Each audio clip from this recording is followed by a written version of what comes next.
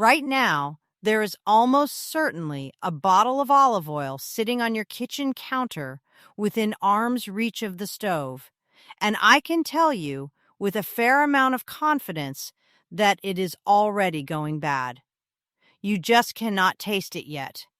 What nobody knew until the food scientists caught up is that the earliest stages of olive oil going rancid produce compounds your tongue and your nose simply cannot detect. By the time you actually notice that flat, waxy taste, the damage was done weeks ago. And today I am going to walk you through the exact storage method my grandmother used in her kitchen, in a town where olive oil was not a condiment. It was a way of life. It went on bread in the morning, it dressed the salad at lunch, it finished the soup at dinner. A good bottle of oil was treated with real respect in that house because it represented real money and real labor. Nobody was wasting it because they stored it wrong. Just one old set of rules the Italian families built their whole pantry around, and the science that came along decades later and proved every single piece of it right. Long before any of this showed up in a published journal, my grandmother was already doing it with a ceramic crock and a cool, dark cupboard, and not a second thought about it. She would have told you it was just the way you handle oil, the way her mother handled it. She had no idea she was running a chemistry experiment every single day of her life, and she did not need to know, because the results spoke for themselves. Her oil tasted good on the first pour, and it tasted just as good 5 or 6 months later. And the reason comes down to 3 enemies she never named out loud, but fought against in everything she did: light, heat, oxygen.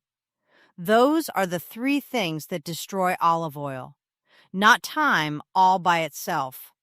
Time is only the clock those 3 enemies run on. If you take away their access to the oil, the clock slows down so far that the same bottle you were throwing out half-finished at 6 weeks can last you the better part of a year. And once you see how each one works, you will never handle a bottle of oil the same way again. Let me start with light, because this is the enemy almost nobody takes seriously, and it is the single most destructive of the 3.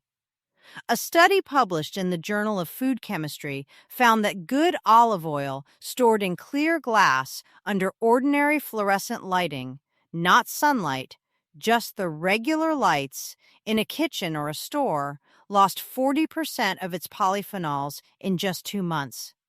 40% gone under the same lighting you have hanging over your own countertop right now. A 12-month study out of Charles Sturt University found that light exposure caused the greatest and fastest drop in oil quality of any storage condition they tested. Worse than heat alone. Worse than air exposure alone. And the reason is a process called photooxidation. Extra virgin olive oil is full of chlorophyll, the same pigment that makes it green. When ultraviolet light hits the oil, it excites those chlorophyll molecules and turns them into what the chemists call photosensitizers. They start generating free radicals right there inside the bottle. Those free radicals tear through the polyphenols, the antioxidants, the volatile compounds that give the oil its flavor and its health benefits, and they break them apart into the byproducts that eventually become the rancid smell and the flat taste you notice far too late. And here is where the industry comes in, because this is the part that I think about every time I walk through a grocery store. Clear glass transmits somewhere between 72 and 74% of ultraviolet radiation straight through the bottle and into the oil. Researchers have measured this. The numbers are published.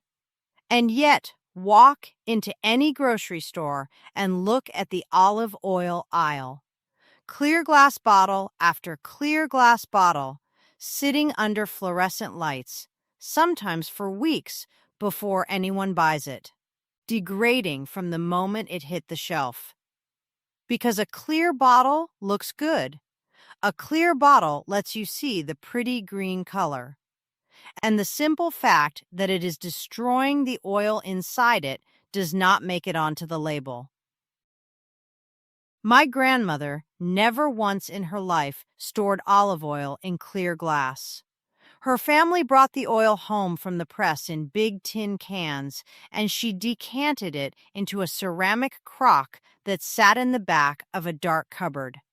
Ceramic blocks 100% of light, and unlike tin, its thick walls insulate against temperature swings, so the oil stays at a steady, cool temperature even when the kitchen heats up during cooking. I mean, think about that for a second. These women were using the container that the science now says is the single best material for olive oil storage, and they were using it 100 years before any study confirmed it. Published data shows that dark glass or tin extends the usable shelf life of the oil by 30 to 50% compared to clear glass. If you do not have ceramic, dark glass or stainless steel works nearly as well. Now let me talk about heat, because this is where most people make the single biggest mistake in their kitchen without realizing it. If you look in almost any kitchen in this country, you will see the olive oil bottle parked right alongside the burners or sitting on the counter within arm's reach of the oven. It makes perfect sense. You want it close when you are cooking. The problem is that every time you turn on that stove or fire up the oven, radiant heat washes over that bottle. And heat accelerates oxidation. Published research shows that for every 10 degrees Celsius the storage temperature goes up, the rate at which the oil degrades roughly doubles. Not a little bit faster. Doubles. So that bottle being bathed in warmth day after day is losing its polyphenols, its tocopherols, and every compound that made it worth buying, faster than you could ever use the oil up. One olive oil producer put it in a way that stuck with me. Storing your oil next to the stove day after day essentially mimics the same degradation process that industrial refineries use to strip olive oil during commercial refining. You are slowly refining your own oil on your own countertop, and nobody ever told you because it happens too gradually to notice. My grandmother kept her oil in the coolest spot in the house, back of the pantry, low shelf, well away from the stove and the window. The optimal storage temperature for a good oil is between 14 and 18 degrees Celsius, roughly 57 to 64 degrees Fahrenheit. That is cooler than most kitchens, especially during cooking. She did not know the numbers. She just knew the oil lasted in the cool, dark cupboard and went off in the warm spots, and that was enough. If your kitchen runs warm, the back of a lower cabinet is your best friend. And if you have been following this so far, I want you to subscribe to this channel right now and tap that notification bell. Because the way this kind of plain, useful kitchen knowledge has been quietly replaced by marketing and convenience is exactly why I started making these videos. There is a lot more coming, and I do not want you to miss any of it. By the time most people start worrying about their oil, the damage from light and heat has already been working for weeks. And then the third enemy finishes the job. Oxygen. Every time you open that bottle, fresh air rushes in and fills the space above the oil. The chemists call that space the headspace. The oxygen in that headspace touches the surface of the oil and begins a chain reaction called autoxidation. Free radicals form. They attack the fatty acids. And here is the detail that really matters. A half-empty bottle has twice the headspace of a full one, twice the oxygen in contact with the oil. So a bottle that has been sitting around half-finished for 2 months is degrading dramatically faster than the same oil in a full, sealed bottle. The emptier it gets, the faster everything goes downhill. My grandmother handled this with the simplest trick in the world. She never poured from the big container. When the oil came home in a large tin, she would decant it into small bottles.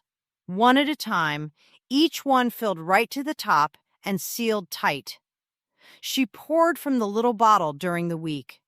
When it was empty, she refilled it from the big one and sealed the big one back up. The little bottle empties fast enough that the oil never sits in it long enough for the oxygen to do real damage. 2 containers, one big, one small. That is the whole trick. Now here is the part that ties everything together. The polyphenols in a good oil are not just one good thing about it. They are 3 good things at the same time. They are the antioxidants that give the oil its health benefits, the compounds responsible for that peppery, alive flavor a really good oil has on your tongue. And they are also the oil's own built-in defense system against going rancid. The polyphenols protect the oil from the very oxidation that destroys them. So when light or heat or oxygen starts chewing through those polyphenols, the oil does not just lose its flavor. It does not just lose its health benefits. It loses its ability to protect itself. The degradation speeds up as it goes, because the shield is being eaten by the same thing the shield was built to stop. That is why early damage you cannot taste leads to later damage that hits you all at once. And that is exactly why the old method works. Every piece of it is aimed at keeping those polyphenols alive and working. The dark container stops the light. The cool pantry stops the heat. The small, full, tightly sealed bottle cuts off the oxygen. All 3 enemies handled by 3 habits that cost you nothing. You just stop doing the things that hurt the oil and start doing the things that protect it. Put it all together. Store your oil in a dark container, ceramic if you have one, dark glass or stainless steel if you don't. Keep it in a cool, dark spot, well away from the stove and the oven and the window. If you buy a big bottle, decant into a small one for daily use, fill it to the top, and keep the big one sealed until you need to refill. Close the cap tight every time. And use the oil while it is still fresh, within a few months of opening, because even with perfect storage, time eventually wins. Every kitchen in every olive-growing town in Italy ran exactly this way for generations, out of nothing more than daily habit and plain common sense. The women who kept those kitchens could not have told you the word polyphenol or drawn you a diagram of a free radical chain reaction. They just knew what worked and what didn't. The same way they knew 100 other things about food that nobody wrote down because it was the kind of knowledge that lived in the doing. And then somewhere along the line, it became more profitable for somebody to sell you a pretty clear bottle that lets you see the color of the oil on the shelf, knowing full well it would degrade faster under the store lights. Knowing full well you would park it next to your stove when you got it home. Knowing full well that by the time you finished it, you would already be tasting a shadow of what you paid for, and you would be back buying another one. The packaging was never designed to keep the oil good. It was designed to make the oil sell. And those are 2 very different jobs. So this week, move that bottle off the counter, put it in the back of a dark cabinet. And if you have a larger bottle at home, pour some into something smaller, fill it to the very top, close it tight, and tuck it away where the light and the heat and the air cannot reach it. Give it a couple of months and taste the difference for yourself.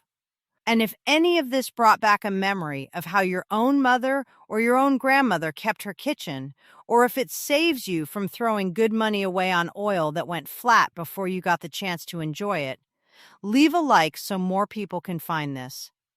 And tell me down in the comments what your family always did with their olive oil. because that is how this kind of knowledge stays alive. We hand it along one kitchen at a time, and every piece we pass down is one more thing they cannot sell back to us.